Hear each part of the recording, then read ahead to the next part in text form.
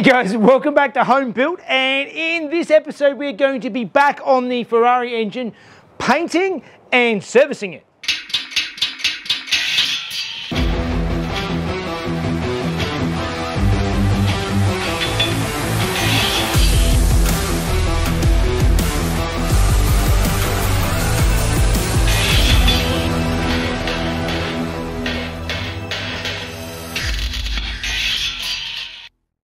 Alright guys, welcome back to Home Built, and those watching last week will have seen that I started tearing into the Ferrari engine. As you can see, I've sort of stripped down a lot of it. There is the old belt still on here. I pulled the cam covers off to check internally, but it's also part of, just going through and changing the gaskets and things like that. It's sort of some of the stuff I wanted to do. So some notes from last week. A lot of people wondering what the engine's like, giving me all sorts of suggestions about vapor blast, the rest of the bits, but I am happy painting them. It gives it a more consistent, even color, even than vapor blasting or something like that. Particularly, as I said, some of this is polished, there's different textures. It'll all just look nice and neat, and the paint, I'm quite happy with it like that. One of the other things that was picked up by some of the guys last week was that there is a little bit of wear on the cams, and I can actually, I'll actually show you that now. So you can actually see on every single cam lobe, it has these marks that look like wear, but after cross-referencing with every picture I can find, and also with the pictures from the actual Ferrari manual, you can see that these all have the same marks, so I believe it is completely normal. Obviously, before I put everything back together again, I'm going to oil it all up, make sure it's all nice and well lubricated before I even start playing around.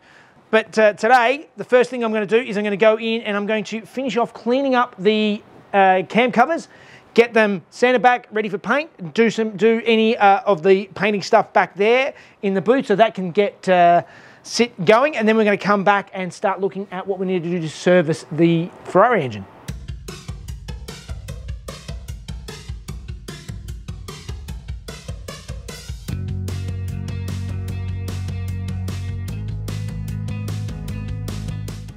Alright, so I've sanded back the cam covers and also this centerpiece. I actually got some runs on it, so when I've just sanded it back and got it ready again. I'm going to clean them up now and then get the silver out and put the silver on them.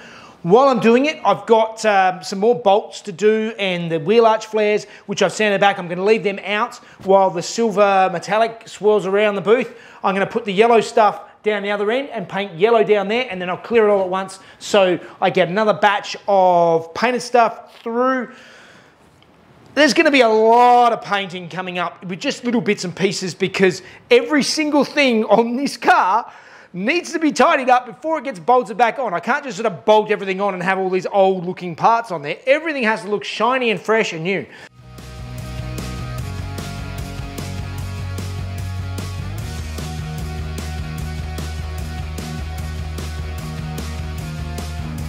So here I airbrushed the yellow base coat just on the touch-ups before going over it with the fly yellow, and then clear. Alright, so it's time to start cleaning up the inlet plenum. This whole thing is full of metal shavings and stuff from when I cut and welded it. It's a bit ugly. It's got some very ugly aluminium welds I did on the sides here. So I'm going to go around now and first of all spray a lot of it off, start cleaning it up, start making it look a little bit prettier, and see what we can do about preparing it for paint. So here I'm going through with a degreaser and then thoroughly washing out the entire inlet manifold to make sure there's no metal filings or anything left over that could damage the engine in the future.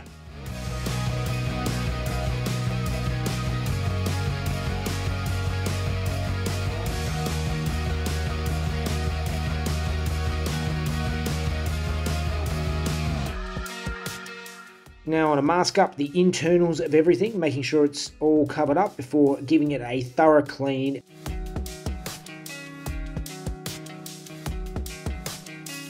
Before a light dusting with the metal aluminium spray.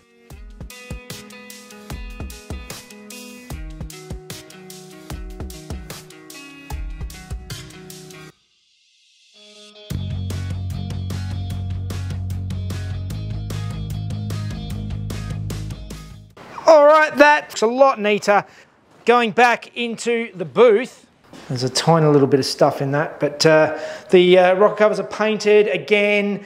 I've got the wheel arch flares re-cleared, touched up. These two had little tiny touch-ups and a few more bolts. So we're getting there.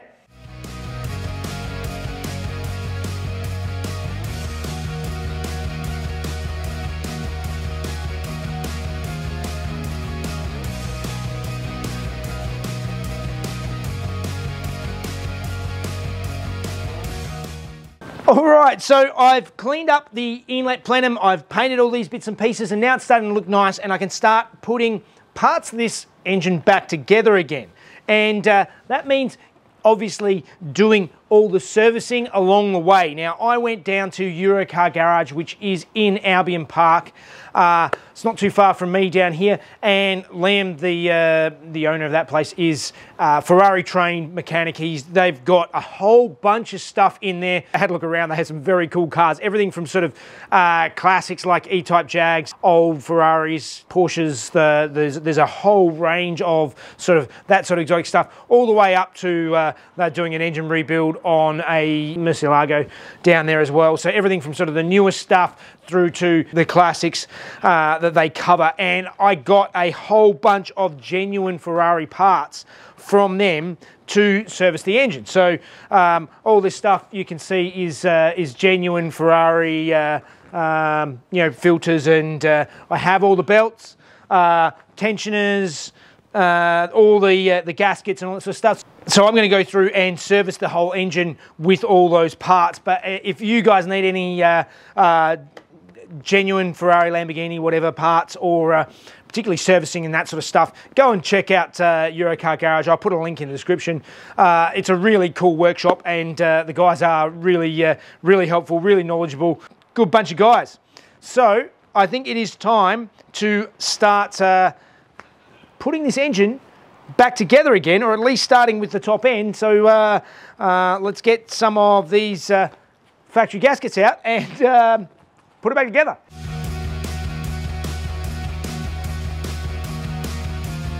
Retapping the painted holes and then reassembling the internal valve for the plenum.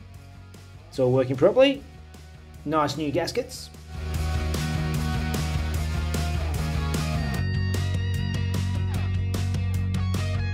Painting all the hardware first, and then making sure everything is torqued to spec.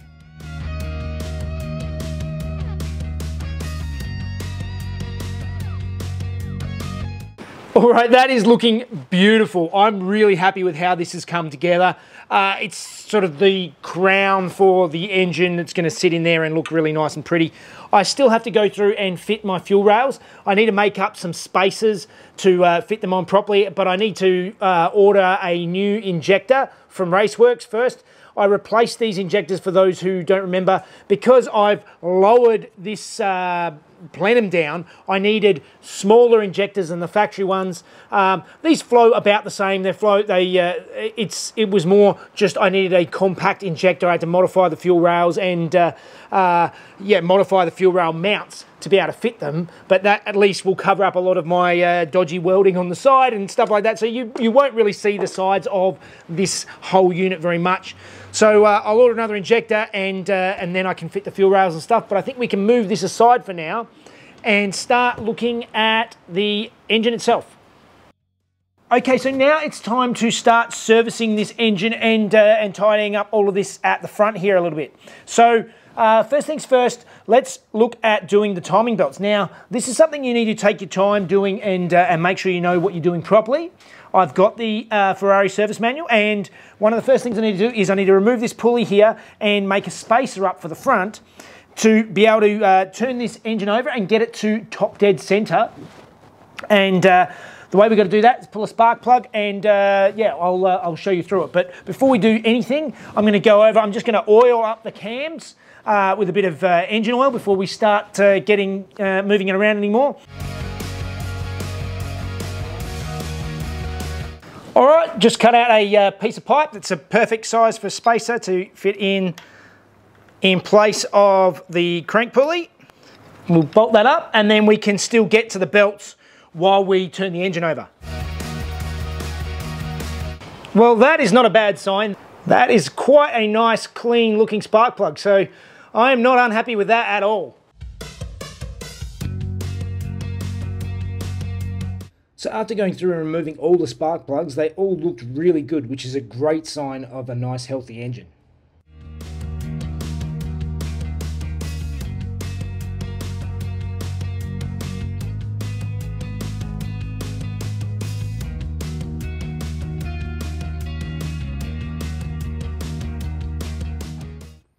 So what you can see here is I've cut myself out a piece of rod and I've put it through the spark plug hole on cylinder number 1. So basically when I crank the engine over, the rod will come up with the piston, and using the dial indicator, I can measure when it reaches its absolute peak, and that is how you get top dead center. And what I've done is I've just got an old bracket that bolted to the side of the aluminium engine so I can use the magnetic stand for the dial indicator. And this is the method that Ferrari manual recommends to get top dead center. And to double check and confirm, you can come back to the back of the cams here and you can see the mark on the cam cap there, and then you can just see the marks on the cams themselves that are all lining up to tell me I'm in the right spot, right at top dead center where I'm supposed to be. And this is my rather crude but effective method of locking the crank. So what I've done is I've bolted a couple of bits of strap to the crank and then out to either side of the bell housing. It's not the greatest way to lock the crank, but it still is effective, and that is what I've got.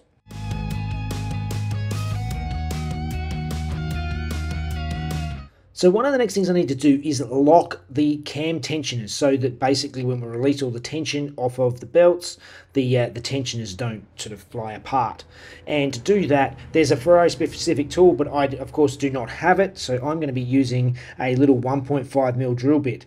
While you're there, you also want to try and check with the feeler gauge to make sure that the gap is between 1.9 and 2.3 millimeters between the tensioner and the base of the tensioner pulley. So one of the other tools I don't have is actually the belt tensioning tool, and what I've decided to do is I actually got onto Fusion 360, did a bit of a design, and then went to my mate's CNC plasma table and cut it out. And it's a bit of a crude method, but using this piece of plate and a couple of M6 bolts welded in, I think I can make a tool that will do the job. Alright, so after all that, now we have my little tool that I made up. It's pretty ugly, but it'll do the job, and I've made it so that it actually fits in, and I can still get a socket on next to it so I can use it to tension, etc. And I've got a length of rod that I can put on the end to use as a lever. And the last tool we need is just a pair of vice grips, and this is actually what Ferrari manual recommends to lock the cams. Just locking them together means that they will not move. So here you can see a bit clearer of where I placed the drill bit to lock the tensioner.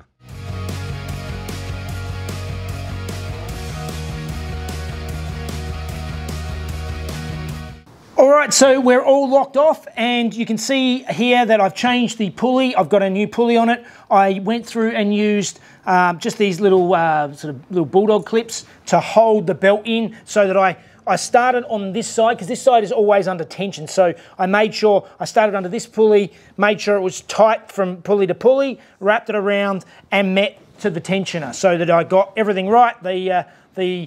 Nothing's moved, my marks still all line up, so I'm happy. The initial tension, I want to make sure that I got it just tight enough so that my little drill bit I've got in here is loose in and out, and then I can lock it off at that stage before going further. All right, and there is one belt changed. Engine is still sitting at top dead center, and I'll just double check my cams.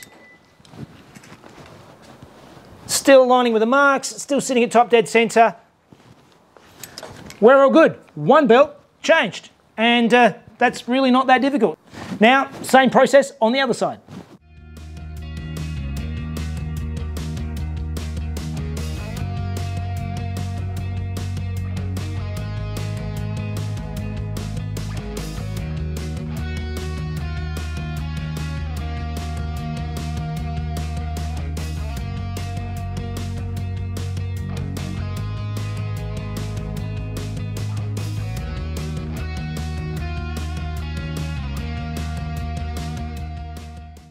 right, now is the fun bit of actually checking the belt tensions. I had to read this twice when it came up, but it actually makes sense. So obviously I set it all first with my feeler gauges, making sure that the tension gap on the tensioner is the same either side. But after that, we actually have to play the belts and record the sound, and the actual frequency, it will tell us whether the belts are at the right tension or not. Basically, I downloaded, it was a free app from Gates, who's a belt manufacturer. They've got a free app here. Basically, all you need to do is hold the microphone just away from the belt.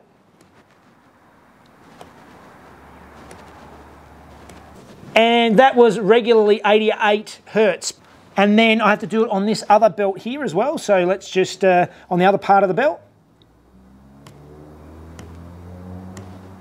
And that was 103. So 88 plus 103 gives me a reading of 191, which means I am actually within spec, because I have to be between 190 and 220 Hertz.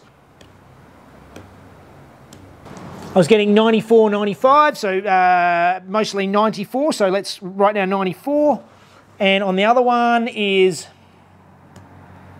that's 195. So we're within, but I'm just going to crank this over now a couple of revolutions, just make sure that everything's moving properly, make sure nothing is touching, and then we'll check it again. But I'm pretty happy that we've got the belts the right tension. Oh.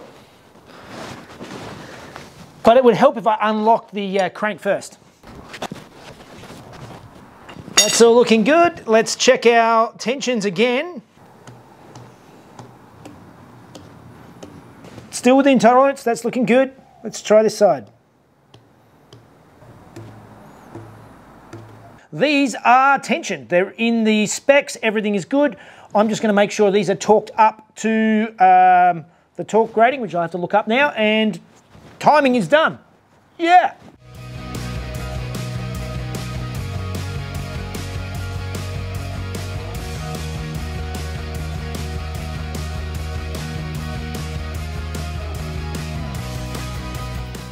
I'm liking it. That is looking really, really good.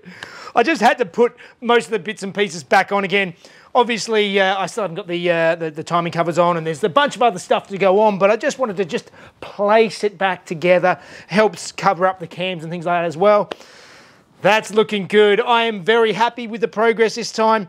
Lots of these little things just take time to go through and tidy up every little bit, paint every little bit individually, making it look pretty and reassembling. So the top half is pretty much all reassembled except for the injector rails, the fuel rails and the injectors. I need to go back and do that. And the timing is done. That's something that I was hesitant about, because you can really mess the engine up if you get it wrong. But I'm quite happy after going through, reading the stuff. It's actually quite simple. It's actually quite, it all makes sense. It all flows pretty well. So quite happy there. Thanks again to Eurocar Garage. Any of you local guys who need to get any servicing or anything done for exotics, they're the place to go to, so go and check them out.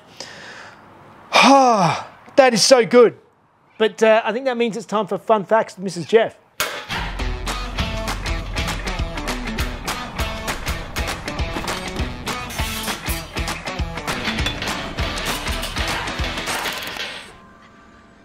Hi guys. Last week we discussed the 348's regular production run, but there were a few exceptions, starting with the Zagato Elaborazione. The Elaborazione was announced by coach builder Zagato in 1990, in which they almost completely rebody a Ferrari 348. At the front, the new bumper replaces the 348's fake centre grille, and the side strakes were replaced with large knacker ducts. The rear was heavily changed with triple round tail lights and an electric spoiler, and a glass engine cover, which Ferrari themselves wouldn't do until the 360 Modena. The roof has the subtle double bubble shape, signature of Zagato. The interior was heavily reworked in suede, and it was a rear reversing camera. Now, Zagato initially announced 22 cars, but actually only 10 were ever built. The other interesting model was the Bacchetta Competizione, which was created for a guy Aubert or Guy Aubert from his crashed 348. The bodywork was extensively modified, removing the pop-ups and the entire roof, including the windscreen. The side strakes were replaced with large air intakes to go along with the F1 style intake behind the occupants. The rear features 328 taillight and a wing inspired by the F40 LM. Full details of this car are not known as it is mostly kept private, but it has occasionally been sighted at track events. All right, this is really starting to come together. I mean, I've just sort of sat half these bits back on there, obviously, but you can start getting an idea of what the engine is supposed to look like in the engine bay. I've sort of gone with the crown in the yellow, but still have the, when you look in the engine bay, it's yellow through to silver, breaking it up to the yellow engine bay. Yeah, I think it's really looking good. Obviously, there's lots of bits to put back on it and other things to do. Relieved about the cams, seeing that sort of stuff that I thought was wear, and some of you also thought was wear, but that looks like it's quite normal. And pulling the plugs, everything looks very neat and tidy inside. So I'm confident that it's going to be a nice, healthy engine when we finally get it running. That's what you want. Nice, healthy engines. Yeah, so many people keep asking whether I've actually seen it run, and no, I haven't. But as I said, it was out of a wreck with 27,000 Ks, which is quite low for one of these engines. This should last quite some time, and I'm going to drive it. Any of you who actually did watch that Adelaide Rally video last week, I like to drive them. I'm going to put it through its paces when it's actually there. I'm looking forward to it. Like and subscribe if you would like to subscribe.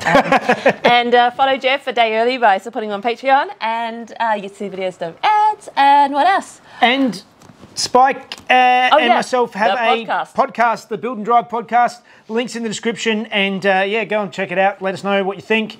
Give us there is a YouTube channel, Build and Drive podcast YouTube channel, as well as on all the podcast platforms. So yeah. So it's a baby starting out. Yeah, it's pretty. Yeah. We're new to this thing, so give us your feedback. But Jeff does like to talk, so I think it's a good time. All right, guys. We'll see you next time. Okay, guys. See ya. There were a couple of exceptions, starting with the Zagato Elaborazione 90, in which they almost rebody a whole Ferrari. What? It doesn't sound right. It's not right. At the front, the new body removes the Ferrari's frake centre grille. The rear was heavily trained. The bodywork was extensively modified, removing the pop-ups and the roof. The side strakes were replaced with large air intakes to go along with the style strakes behind the F1 occupants. No. The side strakes were replaced with large air intakes to go along with the style intakes. Style? I don't. This is what you've written. Side? F1 style intake. Yeah, the F1 style intake on the roof. What's a side strake and air intake and a style intake?